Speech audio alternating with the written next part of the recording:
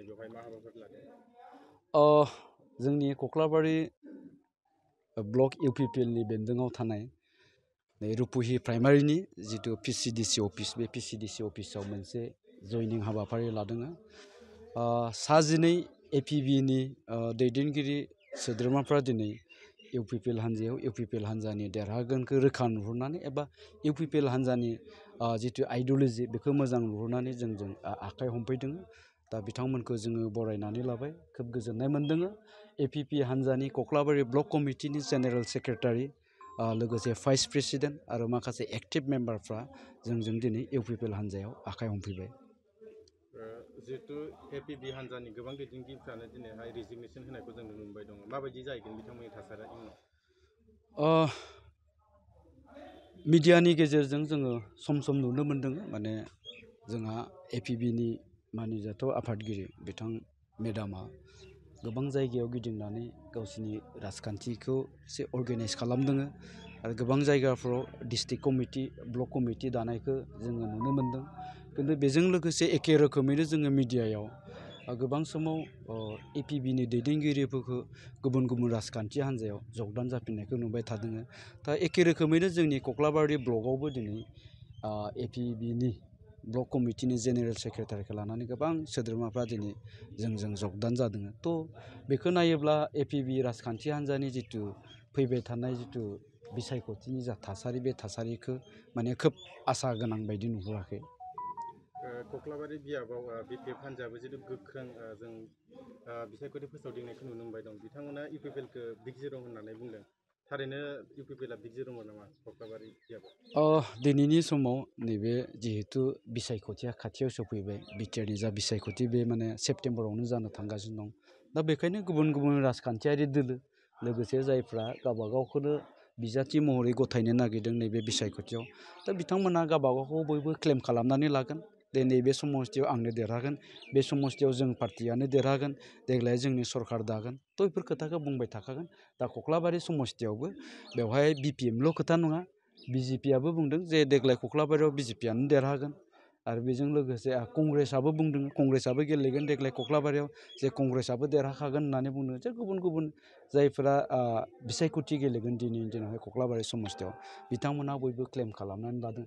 खिन्थु रियेलिटियाव जोङो बारबोनाय जाफोर बिसायख'थि बे बिसायख'थिनि जा हिस्ट्रिखौबो लायोब्ला जों नुगोन 2015 सननिफ्राय दिनैसिम इउपिपिएल हिसाबै बे कक्लाबारियाव जेनफैयाखै आरो जेननायनिबो खोथा गैया। मानोना कक्लाबारि समस्थिनि बयबो रायजो राजा बिथांमोना जोंनि ओनसोलखौ अल राउन्ड डेभेलप खालामनांगौनि थाखाय बारलांनाय बे मोनथाम मोनब्रै बिसायख'थियाव इउपिपिएलनो भट होबोबाय थादों। गाबोननि दिनाव जायफ्रा थांनाय 5 बोसोर 6 बोसोरनिफ्राय इउपिपिएलनो भट होबोबाय दङ, दिनैनि दिनाव बिथांमोना गुबुन पार्टिनो भट होनायनि खोथा गैया। दा बेखायनो आं बुंगोन, जाय जियानो बुङाथों माने बे कक्लाबारि समस्थियाव इउपिपिएल हान्जाखौ दिनैनि दिनाव रावबो फेजेननो हानाय नङा। जिहेतु बिपिएफआ सरकाराव फैफिनब्लाथाय गुबुन गुबुन हाबाफोरखौ मावगोन होननानै बिथांमोना फारिलाइ दिहुनदों। जेनेबा हानि समस्याफोरखौबो क्लियार खालामगोन होननानै बिथांमोना खौरांगिरिफोरनि गेजेरजों बुंबाय दं। हानि समस्यानि खोथा बुङोब्लाथ' हानि समस्यायाथ' दिनैनि खोथा नङा। हानि समस्याया जोंनि माने गोलाव समनि समस्या। बे समस्याया जेलानाखि बिपिएफआ सिगाङाव जिखिनि माने गोलाव सम माने सरकाराव दंमोन, बे समावबो जोंनि हानि समस्या दंमोन। खिन्थु बे समावहाय बिसोरो 16,000नि बारा बिथांमोना हानि समस्या, 16,000 फेमिलिनि बारा बिथांमोना हानि समस्याखौ फोजोबनो हायाखैमोन। खिन्थु जों इउपिपिएल हिसाबै बे 5 बोसोरनि गेजेराव 2.5 लाखनिख्रुइबो बांसिन फेमिलिनि जिथु हानि समस्याफोर, बे समस्याखौ जोङो फोजोबनानै होदों। आरो साननैसो उनाव बिसायख'थिनि आगोल गोबां न'खरफोरनि जे माने हानि पाट्टा, बे हानि पाट्टाखौ राननो थांगासिनो दं। जे कक्लाबारि समस्थियावबो जोंहा हानि समस्याफोर दङ। बे कक्लाबारि समस्थियाव थानाय जे हानि समस्या, बे हानि समस्याया दिनैनिल' नङा, बेयो दिनैनिफ्राय गोलाव बोसोरनिनो मोनसे जोंनि जेंना बियो।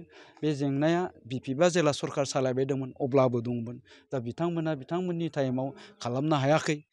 थ' गाबोननि दिनाव जे बिथांमोना खालामगोन बिनि मा गेरेन्टि दङ? थ' जों खिन्थु इउपिपिएल हिसाबै आं दहाय बुंनाय बायदि जों दिनैनि दिनाव 2.5 लाखनिख्रुइ बांसिन फेमिलिनो हानि पाट्टा राननानै होबाय। आरो जोंनि ओनसोलाव जिखिनि हानि समस्या दं, बे हानि समस्याफोरखौ समाधान खालामनांगौनि थाखाय बिटिआर सरकारा खामानि मावबाय थादों। आरो जोंनियाव थानाय जा एफआरसिफोर दङ, एफआर जाफोर कमिटिफोर दं बे कमिटिफोरजों क्लसलि थाफानानै जोंनो बेफोर खामानिखौ बेफोर समयसाखौ बोरै फोजोबनो हायो बेखौ जोङो मावगासिनो दङ एफआरसि कमिटिजों थाफानानै दिनै जोङो डाइरेक्टरखौ लोगो हमनांगौ फरेस्टनि रेन्जारखौ लोगो हमनांगौ हमदों CM सारजों रायलायनांगौ दं बेखौ रायलायदों फरेस्ट मिनिस्टारजों रायलायनांगौ दं जों बेफोरखौ रायलायदों थ' जों बेखौनो आसा खालामगोन गुसुं समनि गेजेरावनो जोंनि कक्लाबारि ओनसोलाव थानाय जा हानि जेंना बेफोर जेंनाया सुस्रांजागोन खिन्थु दिनैनि दिनाव बिसायख'थिनि समाव बयबो बेखौनो बुंगोन बेखौनो खाबु लानानै बुंगोन हानि समयसाखौ जों फोजोबगोन ओरैथोरै समयसाखौ जों फोजोबगोन खिन्थु बेफोर जेंनाखौ फोजोबनांगौनि थाखाय बिपिएफआ गोलाव सम मोन्दोंमोन बेखिनि समनि गेजेराव बिथांमोना खिन्थु बेखौ मावफुंनो हायाखै गेजेराव बिसायख'थिया गोबां गैलिया नोंथाङाबो सासे टिकेट दाबिदार मा फोरमायगोन माबायदि मिजिंथिदों टिकेट मोननायनि टिकेटखौथ' आं सिगाङावबो बिदों दिनैनि समावबो बिगोन गाबोन इलेक्सन जायोबा आंनोबो टिकेटखौ नांगौ